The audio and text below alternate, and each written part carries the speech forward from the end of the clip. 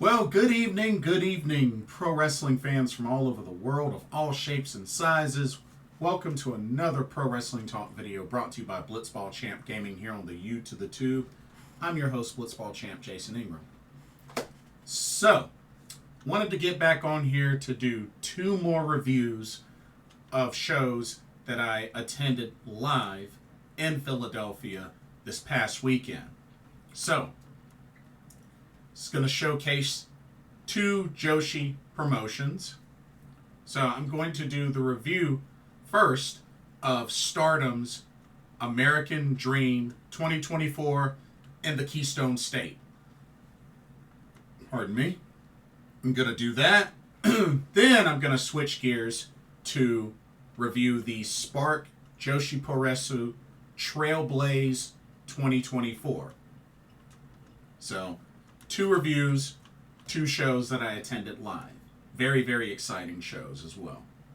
So, let's go ahead and get started with World Wonder Ring Stardom. Stardom American Dream 2024 in the Keystone State. This took place on Thursday, April 4th. This was at the 2300 Arena in Philadelphia, Pennsylvania. And I have to say, I literally, when I walked into the arena to see this show, as they were getting everything ready and just, before everything started, I have to say, the setup was amazing. I mean, just going into the arena and seeing all the LED lights, seeing the Stardom, the big screen, the big overhead screen, and then the rampway with all the lights and everything. And then seeing the ring skirt that had Stardom World on it. In the middle of the ring had Stardom, the Stardom logo. And I just was like, I can't believe I'm here. I cannot believe I'm here. But the venue setup and everything was perfect. But yeah, the 2300 Arena in Philadelphia for this show. This was their first show back in America since 2019. So it's been 5 years, and they're back in the U.S. Now, they only had 5 matches total, but they were good matches. Good matches, had plenty of time in them. So let's go ahead and get started with our first match. So, we actually started off this event with a championship match, as the high-speed title was on the line in a 3-way battle, triple threat. As the champion, Seira defended against Kaichow and Saki Kashima. I wanted to also add that Seira actually, as she came down the ramp during her entrance, she was about to fist bump me, but first, she gave me this. That's right, she gave me her wrist tape, put it on my arm, and then she gave me the fist bump. So I still have that souvenir from Seira. As you can see, the date's on there for when the show happened, and her signature. So yeah, she put that on my wrist as she made her entrance, so I had to point that out. But as far as the match was pretty entertaining. Definitely high-speed showcase. Wasn't as long as I was hoping it would be, especially for the opening match. But it was still very entertaining. Still very entertaining, especially with all 3 of these ladies in the match. Of course, Saki Kashima likes to be the coward, and Kaichow usually is up to all the shenanigans. But this was a pretty entertaining match, and actually, surprisingly, this ended in a title change. That's right. Kaichow was trying to throw the ectoplasm, and I believe she was aiming for Seira or Saki Kashima. I don't remember exactly who she was aiming for, but it ended up getting into the face of Seira, and then Saki Kashima took advantage at that moment and pinned her with the Kishikaise. And just like that, with, you know, the ectoplasm in Seira's face, Saki Kashima pins her with the Kishikaise for the 1, 2, 3. And ladies and gentlemen, Saki Kashima is now a 2-time high-speed champion. So just like that, first match, coming back to the U.S., and she wins Stardom Gold. Her second high-speed championship reign has begun, starting in Philadelphia. So, congratulations to her. Did not see that one coming. Definitely didn't see that one coming. But yeah, she's got the high-speed belt back. And as she was making her way up the entrance ramp, she actually ended up, one second. She ended up throwing this in my face before giving me a high five. That's right. She gave me her little scarf. She threw this in my face and gave me a high five. But yeah, says Kmot all over it. But yeah, another little souvenir courtesy of the new high-speed champion Saki Kashima. But great, entertaining opening match. All right. Next match we had. How about some trios action? So next up, team number 1, we had Camron Branae teaming up with Queen's Quest's Azumi and Saya Kamitani, taking on the NJPW Strong Women's Champion Stephanie Vaquer, teaming up with Oedo Tai's Starlight Kid and Momo Watanabe. So for those of y'all that don't recognize the name Camron Branae, that was formerly Amari Miller back from NXT. So yeah, that was Amari Miller.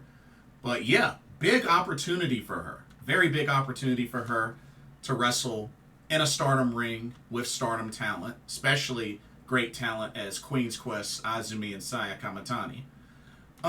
This was a very good match. I felt like all 6 ladies were showcased really well. And, you know, Camron Branae looked really, really good in this match, you know, for her first taste of Stardom. Thought she did a really good job. I like the continuous shenanigans outside of the ring that took place, especially between Starlight Kid and Momo Watanabe and Saya Kamitani and Azumi. There were a lot of shenanigans and just a lot of outside action, you know, outside of the ring. So I thought that was pretty cool.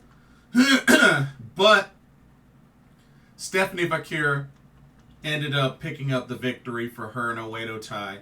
She hit Camron Branae with a package pile driver. Then, or actually, no. Technically, it was a package backbreaker. So she transitioned it into a backbreaker instead of a pile driver. So it was a package backbreaker. Then pinned her for the 1, 2, 3. Stephanie Vaquer and Oedo Tai's Momo Watanabe and Starlight Kid pick up the victory. And there was some shoving kind of going back and forth between Stephanie Vaquer and Azumi, which of course is understandable, being that Azumi has a shot at the NJPW Strong Women's Championship coming up tomorrow, actually, at Windy City Riot in Chicago. So, looking forward to that. That should be really good. All right, let's move on to our next match. This was a really good one as well. Alrighty, we had some tag team action. As we had the team of Syuri of God's Eye and Konami, which I guess formerly of God's Eye. I don't know if I don't think she's still technically God's Eye, but you know, her and Syuri are tight, so you know, I'll just leave it at that. But Syuri and Konami teamed up to go up against the team of Willow, Nightingale, and Saki. I had my Syuri fan towel for this match, for the entrance as well, because, you know, I'm a big Syuri fan. And she saw my fan towel and, you know, gave me a high five, so I thought that was really cool. The match, solid match.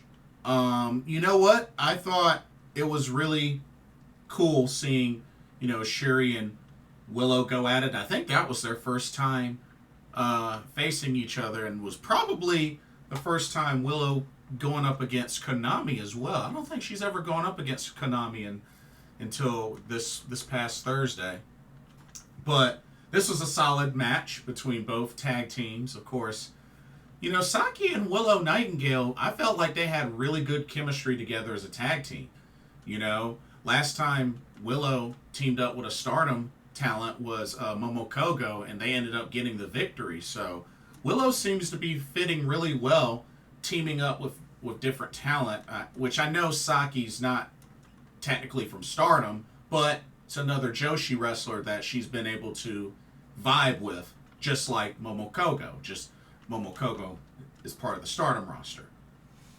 Anyway, a great solid match between both teams. I felt like all four ladies were showcased really well. But Willow Nightingale hit Konami with a babe with a powerbomb and pinned her for the 1-2-3. Willow Nightingale and Saki pick up the victory over Konami and Syuri. Many might consider that an upset, but it was a solid match. Both teams looked really strong, and yeah, it was just a really great match. All right. Next match, we had another trios match. This time, team number one, we had Tam Nakano, and from the Stars faction, Momo Kohgo and Mayu Iwatani. Of course, Tam Nakano is the leader of Cosmic Angels. And they took on the reunited Club Venus. That's right, made up of Mina Shirakawa, Mariah May, and Xia Brookside. Club Venus reunites for one night only at this Stardom American Dream show. Awesome match. Definitely enjoyed it from start to finish. Really went back and forth. And, you know, it got kind of chaotic along the way, especially in the later parts of the match. But still, this was a good, solid match. It was really good to see Club Venus back together again. You got to really see a lot going on here. Of course, you know, the back and forth between Mariah May and Momo Kohgo, the back and forth between Mina Shirakawa, Tam Nakano, and even Mayu Iwatani. Like, there was a lot. There was a lot that happened in this match. And for good reason. For really good reason. But Tam Nakano ends up picking up the win for her, Momo, and Mayu Iwatani as she pinned Xia Brookside with a tiger suplex for the 1-2-3. I was kind of shocked. Part of me was thinking that Club Venus was going to pick up the victory, but didn't go down that way. But what was really interesting was after the match, Toni Storm appeared and got in the ring with Mariah May and Mina Shirakawa.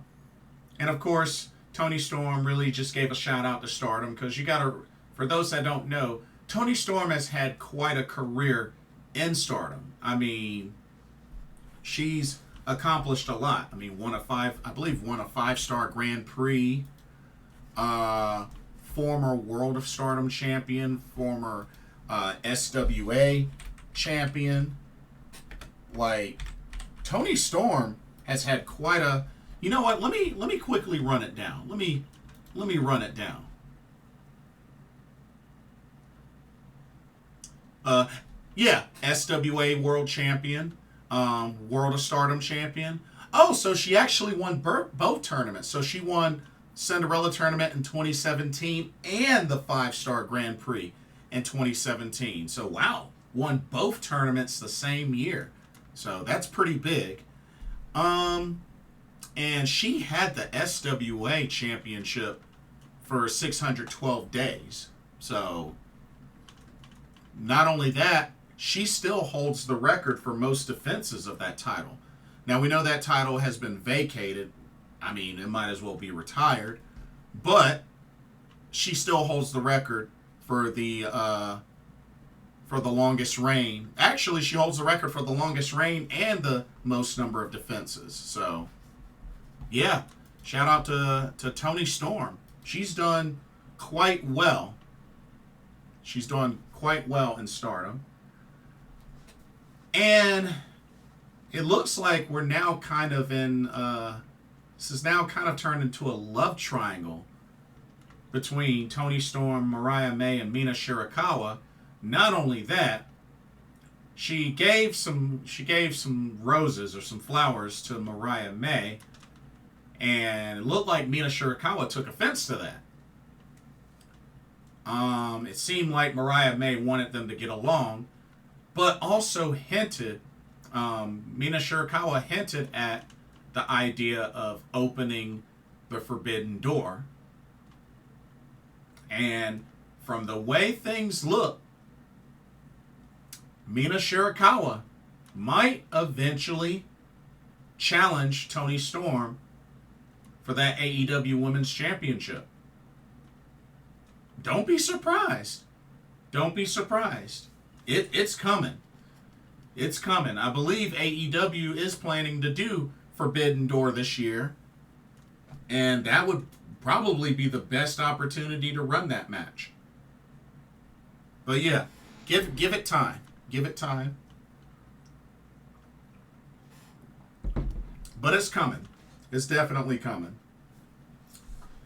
And then they kind of, Toni Storm and Mariah May kind of walked to the back together, and Mina Shirakawa was, just kind of following behind.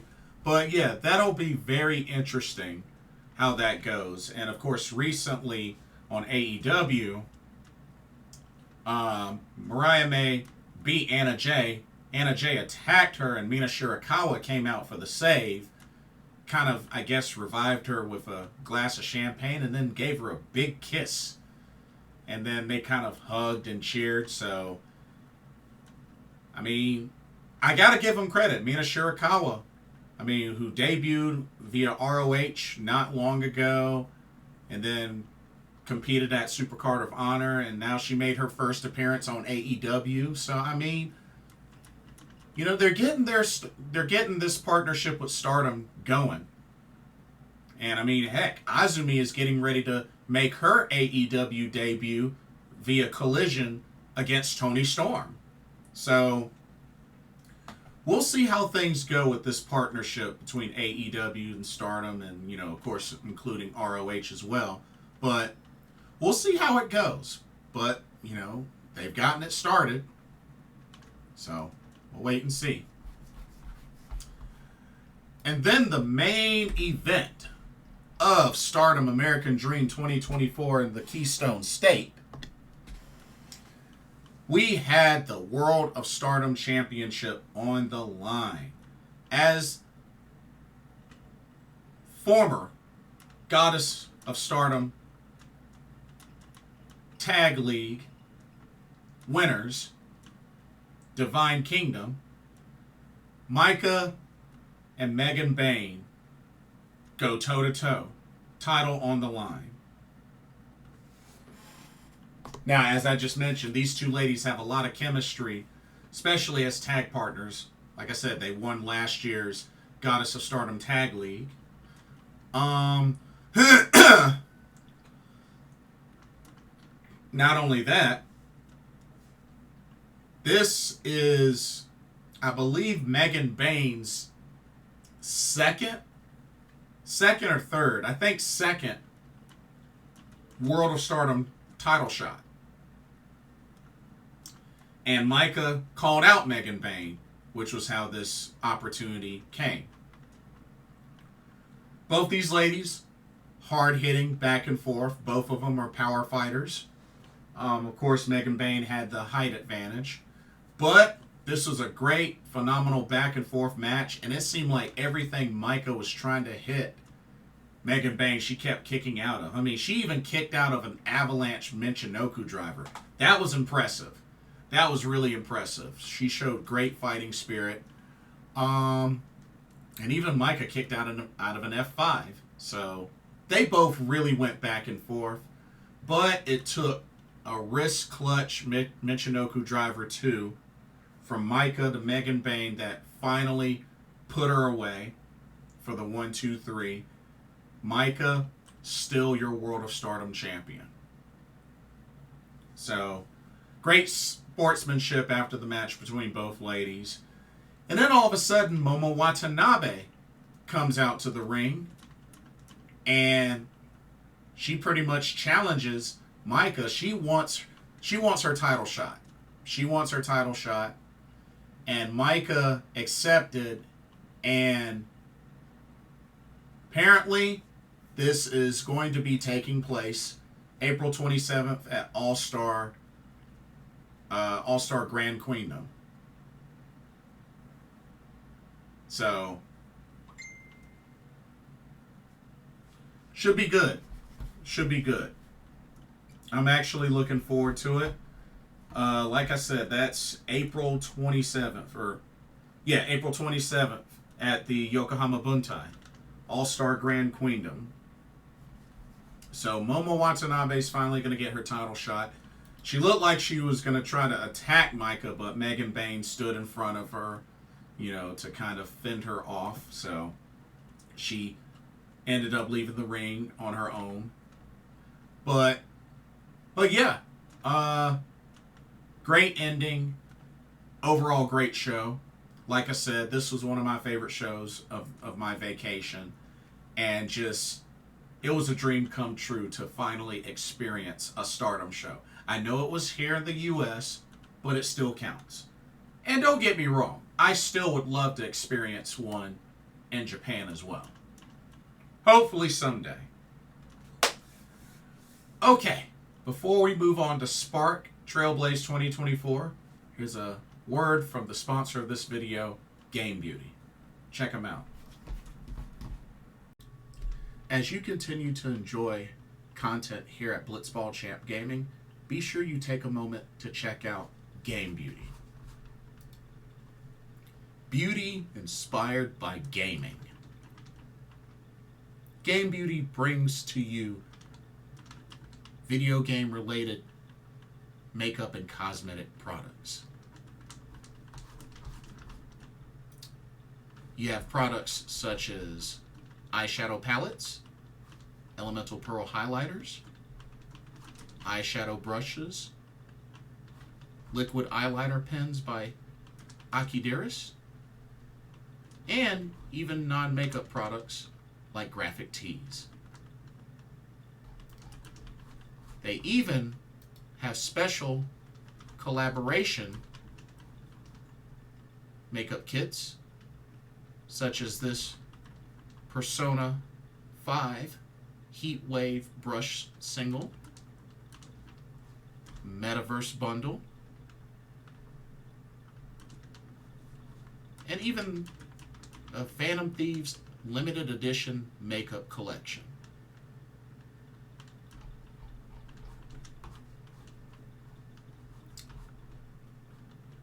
Also remember that Game Beauty provides international shipping of $60 or more. And if you use the promo code BlitzballChamp, all in caps, you can get 10% off of your order. So be sure to use that to your advantage.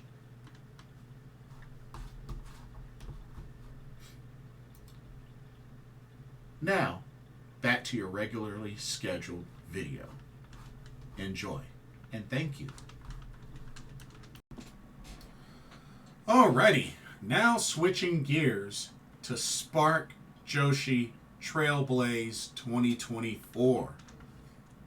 My first ever Spark show. I've heard quite a bit about Spark. Shout out to Chibi CB Liffer.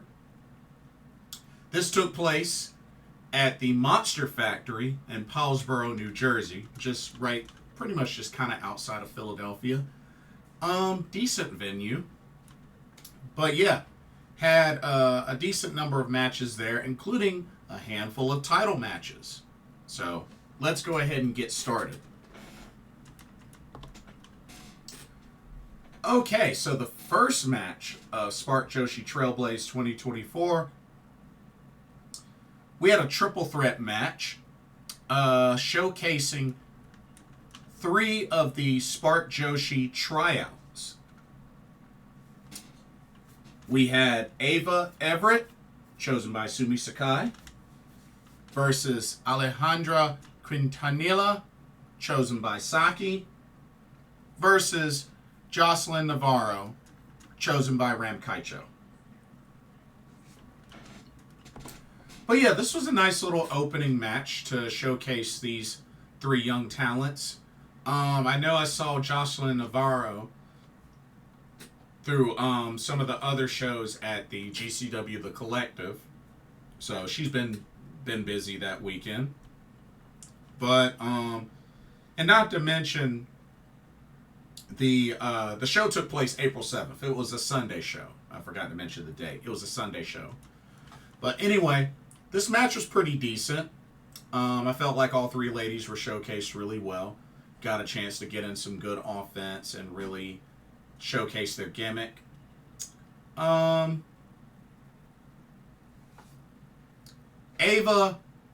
eventually was able to take advantage and pick up the victory. After Joseline hit that kind of running sandwich, that corner sandwich splash,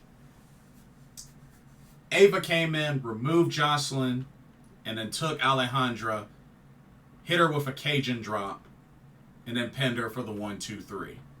So Ava was pretty much the heel in the match for the most part. But yeah, she had an opening and took advantage to pick up the victory in this triple threat, this 3-way match. But yeah, pretty nice opening contest. And of course, before that match, Chibi CB Leafer and Saki performed the Spark theme song, I guess. So I thought that was pretty neat. They kind of do their own thing there. But yeah, not bad. Not bad. Alrighto. Let's move on to our next match. Okay, so this was a tag team match. This was originally supposed to be Masha Slamovich and Rina Yamashita versus Hayan and Brittany Blake. Unfortunately, due to unforeseen circumstances, Hayan could not make this show. So her replacement actually ended up being Lainey Luck. So that was her replacement. So Lainey Luck teamed up with Brittany Blake versus Masha Slamovich, Rina Yamashita. Of course, with how the match was going, it was kind of easy to pick which team was going to win. But, shout out to Lainey Luck and Brittany Blake. They put up a decent fight. But ain't no way they were going to defeat Rina Yamashita and Masha Slamovich. And sure enough, that's how it went down. Rina Yamashita actually got the pin on Lainey Luck after hitting her with a B driver, kind of like how Momo Watanabe does. But yeah, pinned her with that for the 1-2-3. Masha Slamovich, Rina Yamashita with the victory. But pretty decent match. For the most part, pretty decent match. All right. Let's move on to our next match. Here we go. Alrighty. got ourselves another triple threat, another three-way match here. We have Diana's Kyoko Inoue versus Stardom's Azumi versus Danny Mo. This match was very entertaining, especially I really love the interactions between Kyoko and Azumi. You know, they were, I guess, trying to team up and take advantage of Danny Mo, but then Azumi would kind of turn her back on Kyoko or try to steal the win, and you know, it was just pretty funny, their interactions back and forth. And then, you know, Kyoko Inoue eventually turned on her, and then it was all more exciting then. But this was a very entertaining triple threat match. Azumi was able to use her speed and sneak in. She literally snuck in and was able to pin Danny Mo with an Azumi Sushi for the 1, 2, 3. I mean, just got in there, got out of there. Azumi Sushi for the win. Azumi pinned Danny Mo. But like I said, very entertaining match. Like I said, I love the interactions with Kyoko Inoue and Azumi. Those were very funny. But solid match. Very solid match. Congratulations to Azumi picking up the victory. All right. Let's move on to the next match. And, ooh, this was good. This was actually really good. All right, so we had this special tag team match where it was Team Mayu versus Team Konami, as both of those ladies got to pick from the tryouts their partners for this match. Mayu Iwatani went with the Spark Jada Stone, and Konami went with Maya World. So this was the match we ended up having, and it was actually a really great match. I honestly felt like both Jada and Maya did really well with their respective tag partners. I really loved the chemistry Jada Stone and Mayu Iwatani had, as well as Konami and Maya World. This was a great tag team match, and I felt like Maya and Jada did a really good job alongside their tag partners. It really went back and forth. There was a decent bit of high flying, especially from Jada Stone. But yeah, solid tag match. Really could have gone either way. But the icon of Stardom, Mayu Iwatani, ended up picking up the victory for her team after she hit a diving moonsault on Maya World, pinned her for the 1, 2, 3. So, Jada Stone, Mayu Iwatani with the victory. And hey, who knows? Maybe Jada Stone becomes the first American to join Stars. Maybe. But no, I thought they did really good. Great chemistry. And yeah, like I said, big opportunity for both Maya World and Jada Stone. And I felt like they really made the best of it. So, great job, ladies. Really great job. All right, let's go on to the next match. This was also pretty entertaining as well. More tag team action. All right, this time we had the team of Aja Kong and Tam Nakano. Very, very interesting pairing. Teaming up to take on the team of Mina Shirakawa and the Kick Demon Janai Kai.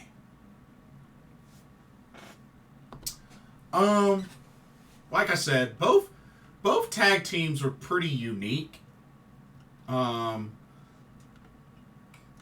It seemed like a very unlikely pairing of Aja Kong and Tam Nakano, but ended up working out. I would have liked to have seen a lot more double teams from Mina and Janai Kai. I mean, they both can do strikes and stuff like that. I would have liked to see a little bit more double team action from them, but they still weren't bad. they weren't bad as a team. But, you know, if they ever were to team again, I would love to see more from those two. But solid tag team match. There was even a moment where Aja Kong and Tam were doing the Tam cutie poses on the mat, so I thought that was pretty funny. Mina and Tam kept going back and forth with the poses, so thought that was pretty entertaining. Aja Kong picked up the victory for her team after hitting Janai Kai with a Hurricane. Pretty much knocked her silly and then pinned her for the 1-2-3. But Tam Nakano, Aja Kong, you're winners. And supposedly word is that Aja Kong wants to have a match against Tam Nakano. I guess back in Japan. I don't know if that would be probably through Stardom or whatnot. I don't know, but I mean, it could happen. Aja Kong, I believe, is just a freelancer, so I mean, it could happen. It could definitely happen. I wouldn't mind. I totally wouldn't mind. I mean, Aja Kong's competed that week a couple of times. I think she had like 3 or 4 matches that week. Anyway, time to get into some championship matches. Alrighty, here we go. First up, starting with the Spark Joshi Pacific Championship. As the champion, Ram Kaichow defended against Viva Vaughn. I have to say, I felt like Viva put up a good fight. You know, these two ladies went back and forth. Had some very close calls there for Viva. I mean, she came really, really close. I really liked what I saw from her. I wasn't crazy a fan of the finish. I don't know if this was Ram Kaichow's finisher, but she could have done something better. But she pretty much pinned Viva after hitting like a diving Fez press. And then just held her down for the pin. But Ram Kaichow's still your Spark Joshi Pacific champion. I just felt like the ending could have been better. Thought it could have made more of an impact. But overall, still a pretty good match. Just weak ending. Alrighty. Let's go to our next title match. Here we go. So, we had the Spark Joshi World Championship on the line. As the champion, Billy Starks defended against Sumi Sakai. Both extinguished stablemates battling it out for the title. Now, the match was off to a pretty decent start. And then the finish just really left a sour taste in my mouth. A really, really sour taste. So, it kind of went back and forth. I mean, Sumi was doing a lot of taunting and everything like that. So, Sumi, and of course, Ava Everett and Danny Moe were ringside in her corner. Sumi Sakai got a hold of the championship belt, had the advantage of the distracted referee, went like she was going to hit Billy, but then paused and tossed her the belt, pretty much pulled in Eddie Guerrero. And guess what? It worked. It worked in her favor. The ref caught Billy Starks with the belt in her hand, called for the disqualification. And apparently they were going by Japanese rules, because in Japan, titles can change hands on a DQ. It's very, very doable. And in this position, that's exactly what happened. So, Sumi Sakai won by disqualification and was awarded the Spark Joshi World Championship. Oh, but we're not done. We're not quite done. She got on the mic and pretty much kind of left an open challenge for anybody to challenge for that title. Anybody. And sure enough,